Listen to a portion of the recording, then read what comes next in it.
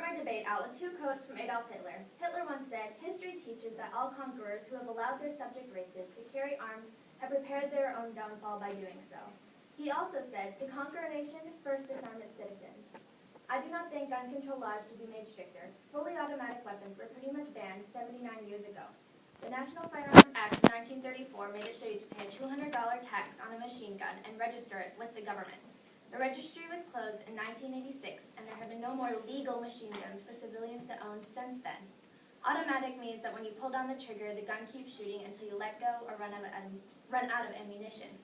Yes, machine guns are still used in crimes today. For every legally registered one, there are dozens of illegal ones in the hands of criminals. They either make their own or the gun is smuggled in, usually by the same people who are able to smuggle in thousands of illegal drugs. Very serious criminals don't care that they are able to hold military weapons because criminals, by definition, do not obey the laws. When people say assault rifles should be banned, it's pretty much a term for any gun that looks scary. Specifically, an assault rifle originated in the 1940s. It's magazine-fed, select fire, meaning capable of fully automatic, intermediate charge, meaning it's not the strongest, infantry weapon. Real assault weapons are extremely regulated in the U.S. Not to mention the fact that it is currently twice as likely to be killed in Chicago, one of the states with the most gun regulations, than it is to be killed in the Afghani war. For the last 11 years in the Afghani war, 2,166 people have been killed. And only in the last 8 years in Chicago, 4,265 people have been killed, 3,371 by being shot.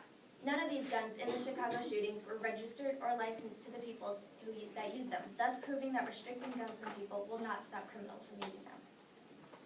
I also believe that mental stability is an ongoing problem with these mass shootings. Aurora, Colorado shooter James Holmes met not one, but 3 health professionals at the University of Colorado prior to the massacre.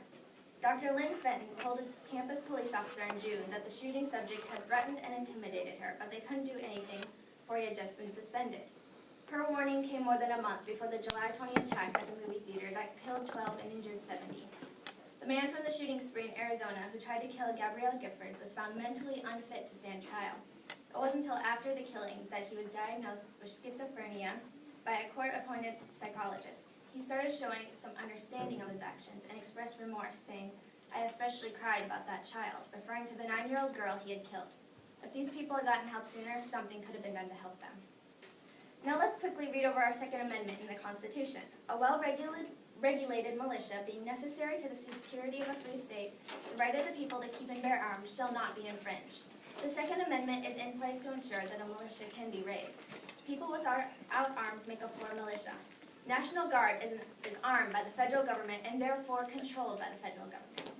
This is the point of the Second Amendment, that an armed populace exists at the local level.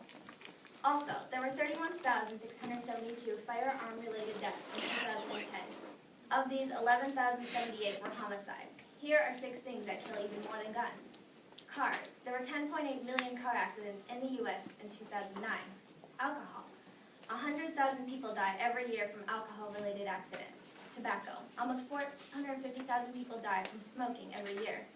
Medical malpractice. Preventable medical errors account for 98,000 deaths every year in America. Obesity. Obesity kills more than 400,000 people annually. Government. In the 20th century alone, governments all over the world were responsible for over 260 million deaths of their own people. Stalin used government power to kill almost 50 million people. Hitler used government power to kill about 11,000 people. Mao used government power to kill between 30 million to 70 million people. Not to mention the fact that each of these terrible dictators